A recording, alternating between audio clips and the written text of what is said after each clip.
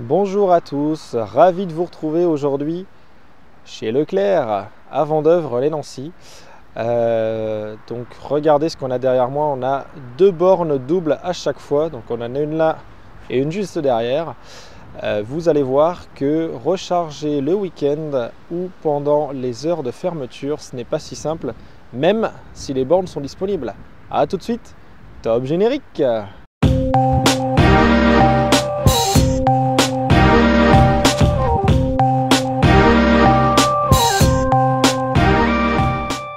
Alors voilà les deux points de charge. Donc vous voyez, on retrouve globalement comme d'habitude le type 2 avec la prise domestique qui est nécessaire pour avoir les primes à devenir. Donc pareil des deux côtés.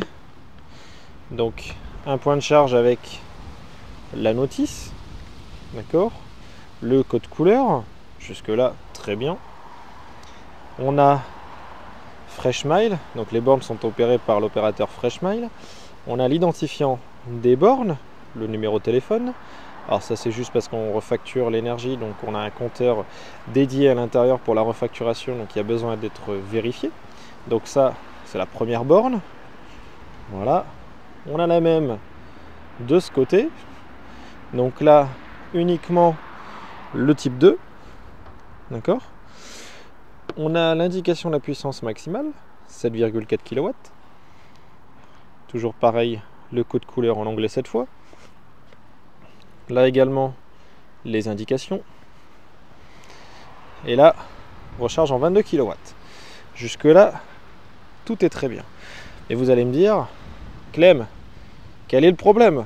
Alors il est là, le souci. C'est que vous voyez, on retrouve le 5008.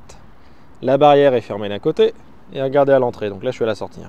Regardez à l'entrée là-bas, c'est fermé aussi. Donc au final, on ne peut pas recharger la voiture en dehors des horaires d'ouverture. Dommage. Ou alors, l'autre solution est de garer la voiture sur le trottoir, de brancher le câble et de le faire passer là, mais quid si la police passe? Alors d'un point de vue tarification, qu'est-ce que ça donne sur des bornes de ce type opérées par Freshmile? Donc avec ce badge, donc qui est celui voilà, de l'opérateur principal, on est à 2 € la première heure, donc qu'importe la consommation, ce qui compte c'est le temps, donc pour la première heure. Et une fois cette première heure entamée et écoulée, donc on passe à 20 centimes le kilowattheure TTC, plus 1 centime la minute. Donc je vous mettrai ici en incrustation le prix pour une recharge de la Kia EV6 entre 10 et 80%, puisque à la maison, alors là je vais vous l'apprendre, je viens de déménager, à la maison je n'ai pas de borne et je n'aurai pas la possibilité d'en faire l'acquisition.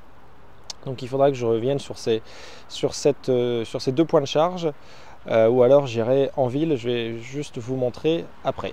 Nous voici maintenant devant une seconde borne de recharge, donc qui est à peu près à 600 mètres du Leclerc. Donc là on est à côté de la piscine, donc la piscine de Vendeuvre-les-Nancy. Pourquoi j'ai choisi cette borne? En fait parce qu'elle est gérée par un autre opérateur que Freshmile. Donc c'est pour vous montrer qu'il y a déjà plusieurs opérateurs en France, il y en a une multitude. Donc cette borne était indiquée sur Freshmile comme étant disponible, donc les deux côtés étaient disponibles. Je vous mets la petite photo en incrustation. Or, ce n'est pas vrai, il y a une voiture qui est en train de recharger. Donc ce que je fais moi quand c'est ça, et par expérience en discutant avec des propriétaires de véhicules électriques, c'est que de base je vais sur ChargeMap. Donc j'ai trouvé la borne sur ChargeMap. Je vous mets la photo, donc vous voyez, elle était disponible et il y avait un côté, je crois, qui était indisponible. Vous verrez là dans la photo. Ce qui m'embête un peu avec ChargeMap, c'est que les infos sont pas en temps réel et il n'y a que quand c'est l'opérateur de la borne qui reçoit l'information de la borne que l'info est mise à jour. C'est-à-dire là sur Freshmile, vous voyez, les deux sont dispo. Là, il y en a une qui est en charge. Par contre, quand on va sur l'application donc EasyVia by EDF, là on a l'info en temps réel. Alors ce que je voulais vous montrer dans cette vidéo et dans cette deuxième manipulation, c'est qu'on peut trouver des bornes de recharge, mais elles peuvent être inaccessibles parce que le parking est fermé. Et on peut trouver des bornes de recharge, mais qui sont défaillantes.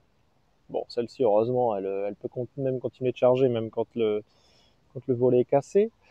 Et troisième point, on peut avoir des informations sur les passerelles, enfin sur les applications qui sont erronées, puisque ce n'est pas mis à jour en temps réel dans l'application, dans toutes les applications. C'est mis à jour en temps réel dans l'application de l'opérateur qui gère la borne, parce que lui, il reçoit l'info de la borne qui lui dit qu'on a bien une charge en cours.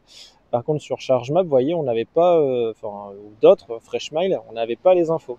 Donc c'est ça que c'est le message que je vais faire passer dans cette vidéo, c'est que avant de recharger, alors quand on est à l'extérieur de chez soi ou quand on est en long trajet, c'est qu'il faut faire attention justement à ces fausses informations sur les applications, ou tout le temps se rendre sur l'application du constructeur ou enfin, de l'opérateur de la borne.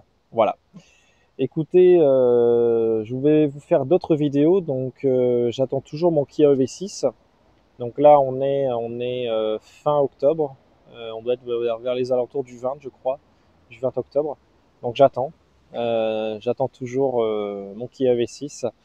D'ailleurs, je vous invite à vous abonner et à mettre un petit j'aime. Comme ça, moi, ça me fait plaisir. Et puis je suis crédible pour pouvoir essayer des véhicules comme je l'avais fait chez Kia Liévin avec Romain.